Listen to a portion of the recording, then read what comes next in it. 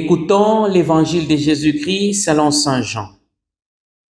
Jésus avait dit dans la synagogue, « Celui qui mange ma chair et boit mon sang a la vie éternelle. » Beaucoup de ses disciples qui avaient entendu s'écrièrent, « Ce qu'il dit là est intolérable.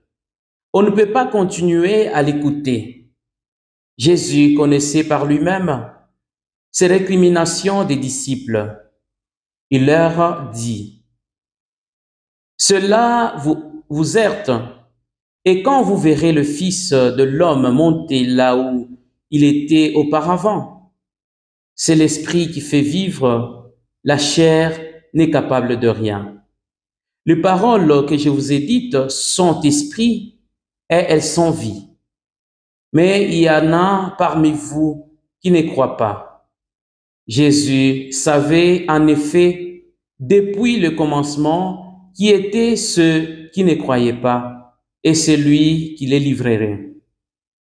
Il ajouta, « Voilà pourquoi je vous ai dit que personne ne peut venir à moi si cela ne lui est pas donné par le Père. » À partir de ce moment, beaucoup de ses disciples s'en allèrent et cessèrent de marcher avec lui. Alors Jésus dit aux 12, « Voulez-vous partir vous aussi ?» Simon-Pierre lui répondit, « Seigneur, vers qui pourrions-nous aller? Tu as les paroles de la vie éternelle. Quant à nous, nous croyons et nous savons que tu es le Saint de Dieu. »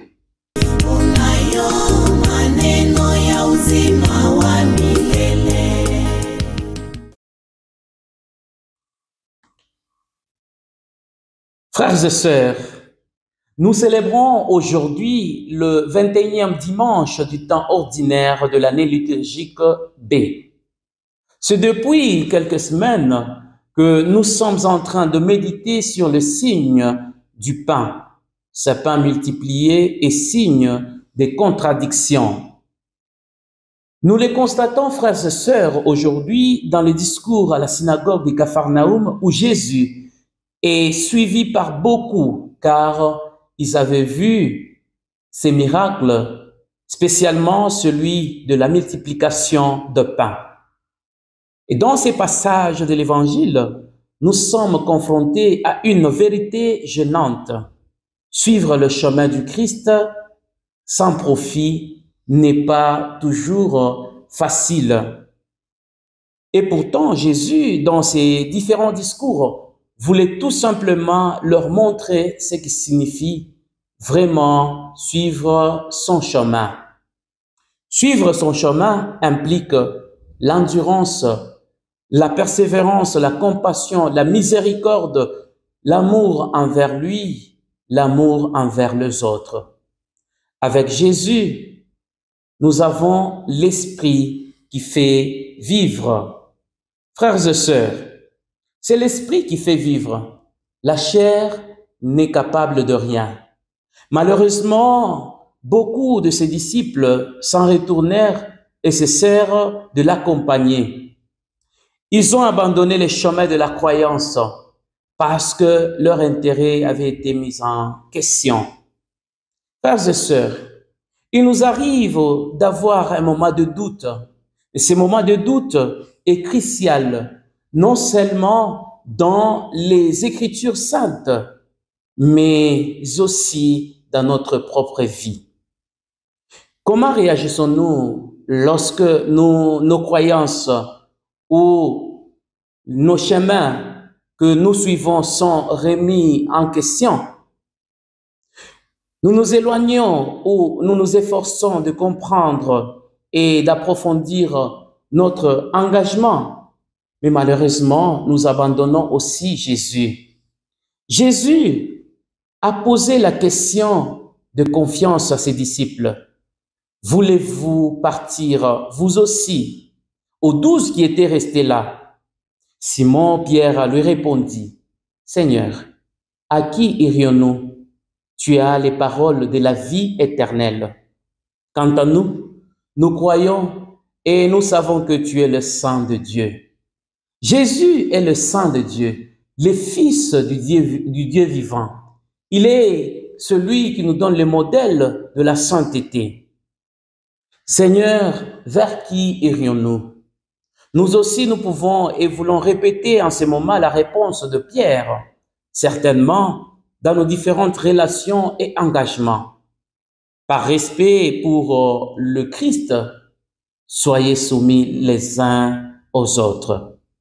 Frères et sœurs, ayons de la soumission en nous comme la femme est soumise à son mari.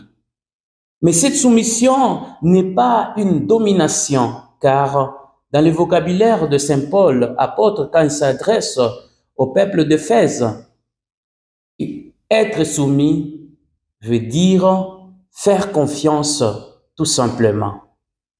Nous faisons confiance en Jésus, qui est la tête de l'Église, comme la femme fait confiance à son mari, qui est la tête de la famille. Frères et sœurs, l'épouse peut faire confiance, mais le mari doit aimer son épouse comme Jésus a aimé l'Église. Vous les hommes, aimez vos femmes à l'exemple du Christ. Aimer sa femme à l'exemple du Christ, c'est faire preuve de respect pour elle. Ne jamais l'intimider, la menacer ou l'insulter. Bref, c'est savoir l'écouter et prendre en considération ses besoins et ainsi que le besoin de vos enfants. Et donc, tu ne peux pas te dire que tu aimes, tu es la tête ou le chef de ta famille si tu ne prends pas soin d'elle, si tu abandonnes tes propres enfants, si tu délaisses ta femme. Jésus lui-même a voulu que son Église soit resplendissante, sans tache, ni ride, ni rien de tel. Il la voulu sainte et immaculée. C'est de la même façon que les maris doivent aimer leur femme comme leur propre corps. Celui qui aime sa femme s'aime soi-même. Jamais personne n'a méprisé son propre corps. Au contraire, on le nourrit, on en prend soin. C'est ce que fait le Christ pour l'Église. Restez toujours fidèles à sa parole et bon dimanche à tous.